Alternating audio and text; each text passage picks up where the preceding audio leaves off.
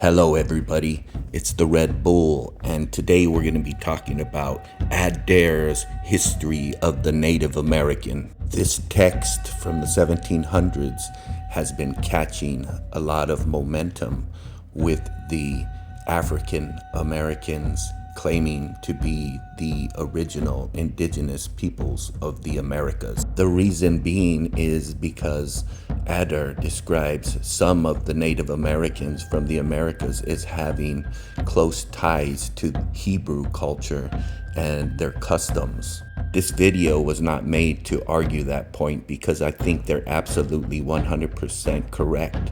But I am here to tell you and show you what they're not telling you about what they find in these books and conveniently skip over every single time. But of course, they concentrate on the parts that speak about the Native Americans as having dark skin, and they always talk about how the Native Americans are tied to the Hebrew culture.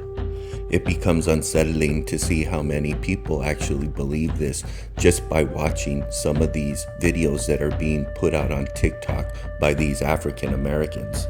These videos are putting out half-truths, and they're skipping over the portions of the book that talk about and give description to the facial features and the hair texture of the real Native Americans in these books. This particular book is filled with information and ties to the Hebrew culture. It ties the Native Americans to the culture and to the belief systems.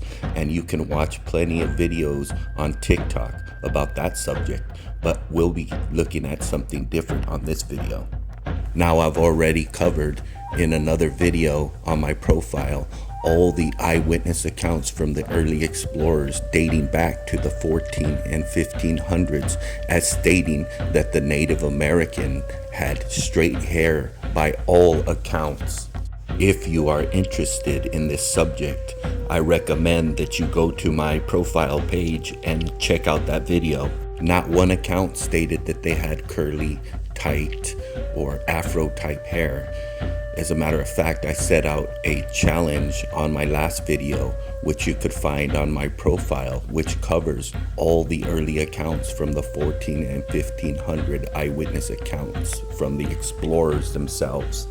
But without further ado, let's dive right into this book and see what we can find in its pages. As always, you can pause and read the book for yourself. I'm just going to briefly touch on what the book is about. Published in 1775, Adair writes that the Indians were lineal descendants of the lost tribes of Israel.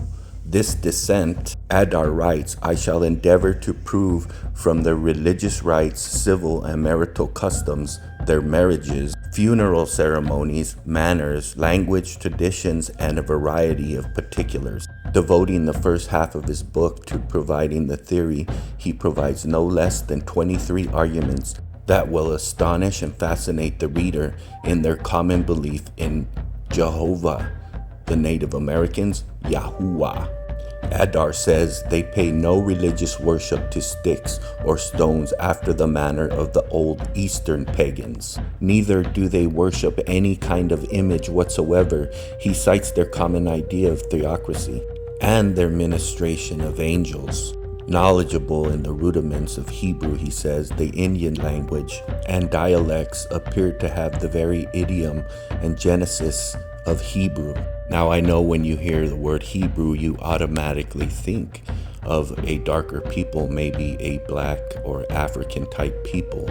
We've been programmed to think that for some reason, but looking at this book, we will see that that is not the case, and that is not what this book is talking about. As we can see here on the back cover, he's speaking about the Chickasaws and the Native Americans found around the Mississippi River systems. He also speaks about both the red and the white races in the years of the struggle for the possession of the Mississippi Valley by the French and the English in 1768. This location is very important because this is ground zero for where the African Americans state that their tribes come from. It's crucial to understand that around these dates to the 1800s is when a lot of these tribes took took in and adopted African slaves. And I'm sure, yes, some of them probably became tribe members. And it's sad to think, because of this kindness, that later on some of these individuals will actually try to take their identity. Now let's take a look at page 7 and 8 of this book to see if we could find a description of the true Native American people that they're speaking about in this book. Schoolcraft says that the hair of the Indians is a variable, cylindrical in structure. That of the Caucasian is oval. Cushman says, however, that the Chickasaws and Chickawas of the unmixed blood have no hair on any part of their body except for their heads and their chins of the males, a bare patch of beard. This is a very important point to remember, in my opinion, because earlier we see that they stated they believed that the Native American were a direct line of the Hebrews. You may find this shocking and controversial, but I have done a full-length video on the beards of the Bible. Surprisingly, there is very few mention of beards in any of the biblical texts, including the extra biblical texts like Enoch, Jasher, and Jubilees. For some reason, out of all the controversial videos I do, this particular video has been suppressed by TikTok for some reason beyond my understanding. If you are interested in this subject, I recommend that you go to my profile page and check the video out. But back to Adar's historical record of the Native Americans and his description on how the Native Americans look. The lips of the Indian in general are thin. Their eyes are small, sharp, and black, and their hair is lank. Of hair, long, limp, and straight, coarse, and darkish. I never saw any with curled hair, but one in Choctaw County, where was also another with red hair.